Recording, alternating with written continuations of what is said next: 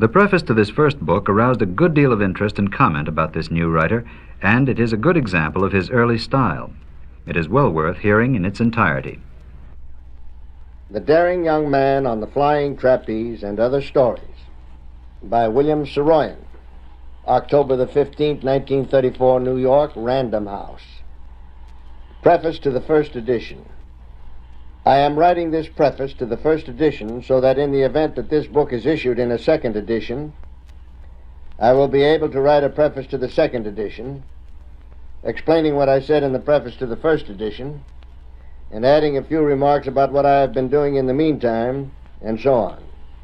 In the event that the book reaches a third edition, it is my plan to write a preface to the third edition, covering all that I said in the prefaces to the first and second editions, and it is my plan to go on writing prefaces for new editions of this book until I die.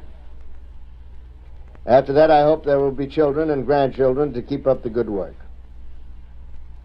In this early preface, when I have no idea how many copies of the book are going to be sold, the only thing I can do is talk about how I came to write these stories. Years ago, when I was getting a thorough grammar school education in my hometown, I found out that stories were something very odd that some sort of men had been turning out for some odd reason for hundreds of years, and that there were rules governing the writing of stories. I immediately began to study all the classic rules, including Ring Lardner's, and in the end, I discovered that the rules were wrong. The trouble was, they had been leaving me out, and as far as I could tell, I was the most important element in the matter, so I made some new rules. I wrote rule number 1 when I was 11, and had just been sent home from the 4th grade for having talked out of turn, and meant it. Do not pay any attention to the rules other people make, I wrote. They make them for their own protection, and to hell with them. I was pretty sore that day. Several months later, I discovered rule number 2, which caused a sensation. At any rate, it was a sensation with me. This rule was, forget Edgar Allan Poe and O. Henry and write the kind of stories you feel like writing. Forget everybody who ever wrote anything. Since that time, I have added 4 other rules, and I have found this number to be enough. Sometimes I do not have to bother about rules at all, and I just sit down and write. Now and then I stand and write.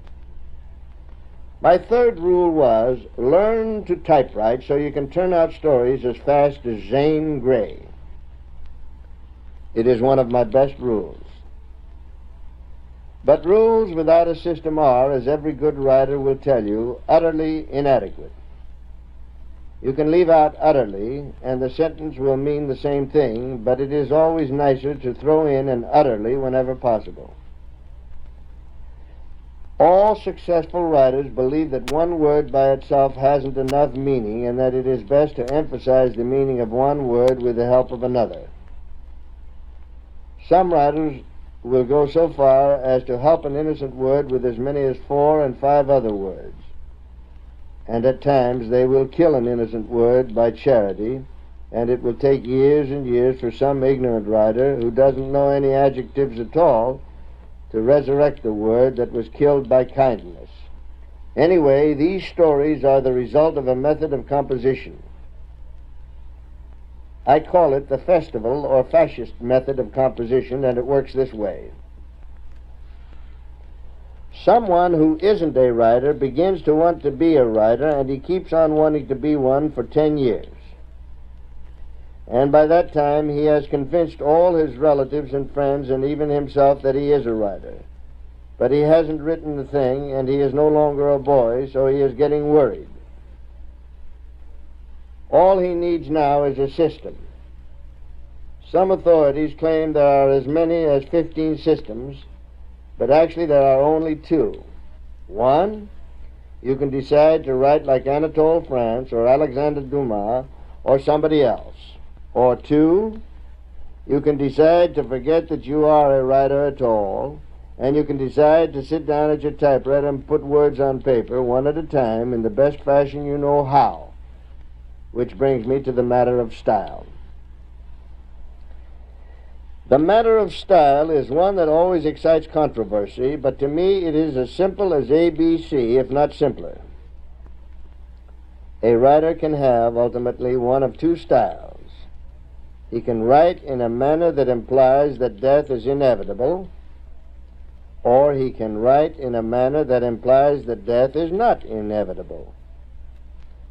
Every style ever employed by a writer has been influenced by one or another of these attitudes toward death.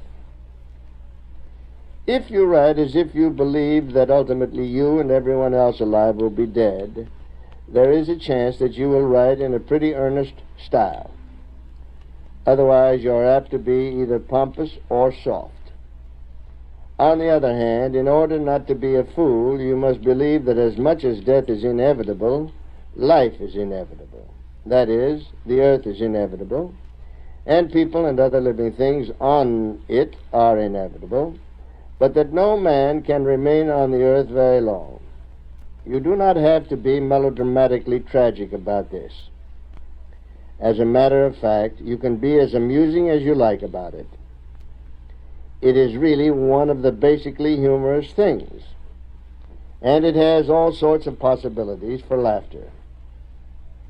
If you will remember that living people are as good as dead, you will be able to perceive much that is very funny in their conduct that you perhaps might never have thought of perceiving if you did not believe that they were as good as dead.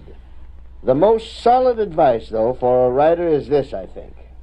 Try to learn to breathe deeply, really to taste food when you eat, and when you sleep, really to sleep. Try as much as possible to be wholly alive with all your might. And when you laugh, laugh like hell. And when you get angry, get good and angry. Try to be alive. You will be dead soon enough. Now that is the whole preface to the first edition. I find that in reading this code for the first time in surely 20 or more years, that some of the things that are in this preface are as real in my understanding of things as they were at the time of writing, and that some of the other things are noticeably light-spirited and even in bad taste, and with some of the defensive comedy of the unsure writer. But on the whole, I am satisfied that it is pretty much what it ought to be.